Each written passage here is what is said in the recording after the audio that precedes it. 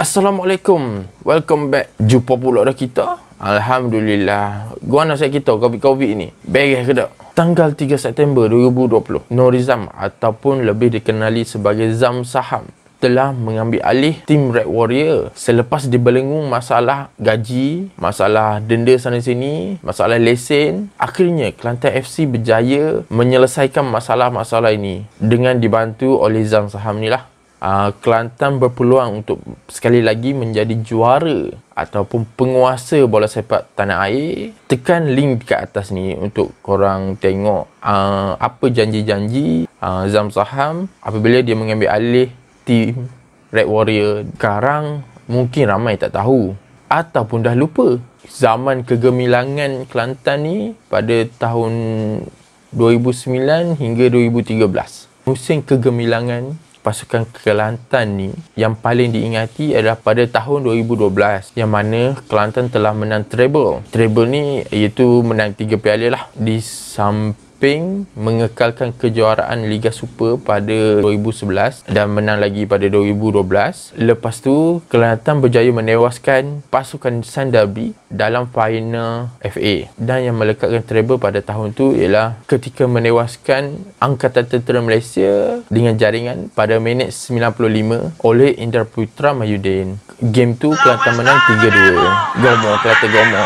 Antara tonggak-tonggak utama yang masa tu orang cakap paling menonjol lah ketika zaman kegemilangan Kelantan ni, seperti jurulatih Peter Butler, jurulatih pertama berbahasa Inggeris di Kelantan. Lepas tu B. Satyanardan yang buat menang Piala Malaysia buat kali pertama sejak daripada 1970. Dan kita ramai yang tahulah Boyan Hadak yang berjaya dengan treble pada tahun 2012.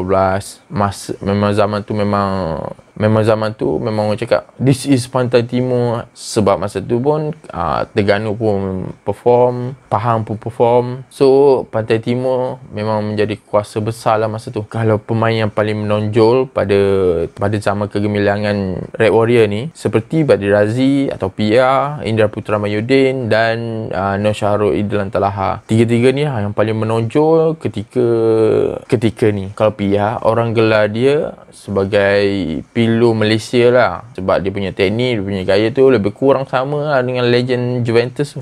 Goyan Min Pong dan juga ini dia dengan gaya yang tersendiri lambungan. Memang TikTok, apa-apa free kick pun mesti yang dia yang ambil. Orang cakap 80% tu boleh masuk gol lah. Indra Putra dengan Nur Syahrul ni pula, dia punya sharp depan gol tu memang tinggi lah. Dia boleh buat pemain lawan gerun dengan dia orang punya movement, pergerakan. Nur Syahrul ni dalam 2 musim dia boleh buat gol sehingga 30 gol. Kalau dekat level Liga Super ni boleh buat 15 gol satu season tu memang power lah. Orang cakap memang mantul. Kalau Indra Putra ni pula, walaupun dia pernah pergi ke T-Team semusim, tapi bila dia return balik dekat tim Kelantan, dia still boleh perform, still boleh provide goal lah untuk Kelantan. Jadi mampukah kepimpinan Norizam ataupun Zam Saham ni mengemudi pasukan Kelantan FC dengan era baru, buku baru, at least dapat saing-saing dengan zaman kegemilangan Kelantan FC ni ataupun lebih hebat daripada zaman tu, kerana aku percaya fan-fan tim Red Warrior ni bukan jenis bangsa final, betul tak? Dan diorang akan sentiasa menyokong Kelantan FC ni walau apa pun yang berlaku di masa hadapan. Sekian saja daripada aku, Aldi Rasul. Semoga bermanfaat. Ingatlah, Allah jaga kita, kita jaga kita. Kekalkan dan amalkan penjarakan sosial. Assalamualaikum.